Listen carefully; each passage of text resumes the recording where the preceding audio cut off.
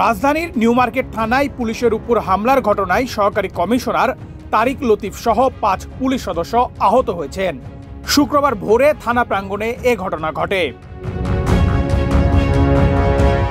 Police সূত্রে জানা গেছে, এলিফ্যান্ট রোডে ব্যবসায়ীকে কুপিয়ে আহত করার ঘটনায় জড়িত থাকার অভিযোগে ছাত্রদলের কেন্দ্রীয় নেতা মোহাম্মদ হুসাইন ওরফে মিথুনকে গ্রেপ্তার করে নিউ মার্কেট থানা পুলিশ।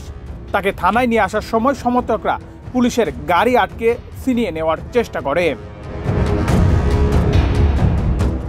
এ ঘটনায় ৬ জনকে গ্রেপ্তার করা হয়েছে। তারা হলেন বশির ইসলাম, মোহাম্মদ হাসান, মোহাম্মদ ইমন, মাসুম মাহমুদ, মোহাম্মদ আলামিন এবং আকবর আলী। তবে এ বিষয়ে সহকারী কমিশনার তারিক লতিফের কাছে জানতে চাইলে তিনি কোনো মন্তব্য করবেন না বলে জানান। জানা যায়, রাজধানীর এলিফ্যান্ট রোডে মাল্টিপ্ল্যান সেন্টারের সামনে গত ১০ জানুয়ারি দোকান মালিক সমিতির জ্যেষ্ঠ যুগ্ম সাধারণ সম্পাদক এহতেসামুল হককে কুপিয়ে আহত করে দুর্বৃত্তরা। এ ঘটনায় সন্ত্রাসী গোষ্ঠী ইমন গ্রুপের বিরুদ্ধে অভিযোগ এনে নিউ মার্কেট থানায় মামলা করেন সমিতির জ্যেষ্ঠ যুগ্ম সাধারণ সম্পাদক ওয়াহিদুল হাসান। এ ঘটনায় রিমান্ডে নেওয়া এক আসামি জিজ্ঞাসাবাদে জানিয়েছেন, তাকে ঘটনাস্থলে যেতে নির্দেশ দিয়েছিলেন ছাত্রদল নেতা মিথুন। ইমন গ্রুপের মূল হোতা সানজিদুল হাসান ইমনের হয়ে ধানমন্ডি এলাকায় চাঁদা তোলার কাজ করেন এই মিথুন।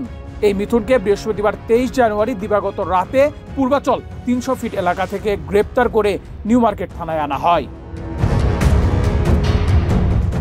তবে ছাত্রদল নেতাকর্মীদের বিরুদ্ধে পুলিশের উপর হামলার অভিযোগের উদ্বেগ জানান এই ছাত্র সংগঠনের কেন্দ্রীয় কমিটির সাধারণ সম্পাদক নাসির উদ্দিন নাসির। তিনি জানান, অভিযুক্তদের বিরুদ্ধে ব্যবস্থা নিতে একটি কমিটি করা হয়েছে। আমরা এটি তদন্ত করেছি, আমাদের একটা সাংগঠনিক টিম এটি তদন্ত করে প্রাথমিকভাবে যার বিরুদ্ধে অভিযোগ উঠেছে সেটি প্রাথমিকভাবে আমরা চিহ্নিত করেছি যে আমাদের ছাত্রদলের যুগ্ম সাধারণ সম্পাদক তিনি এটাতে জড়িত। সেজন্য আমরা ব্যবস্থা নিচ্ছি এবং অধিকতর তদন্তের জন্য আমরা আরেকটি কমিটি করেছি। সেই কমিটি আগামী কয়েকদিনের মধ্যে তাদের রিপোর্ট পেশ করবে।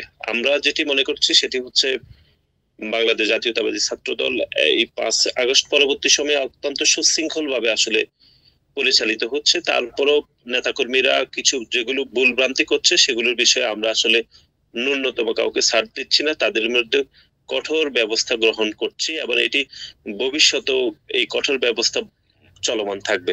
আমরা একটু পরেই আমরা প্রেস লিস্টে দিয়ে দেব। আমরা প্রাথমিকভাবে তাদের বিরুদ্ধে যে আনিত অভিযোগ সেটি আমরা প্রমাণ পেয়েছি, এই জন্য আমরা ব্যবস্থা নিচ্ছি।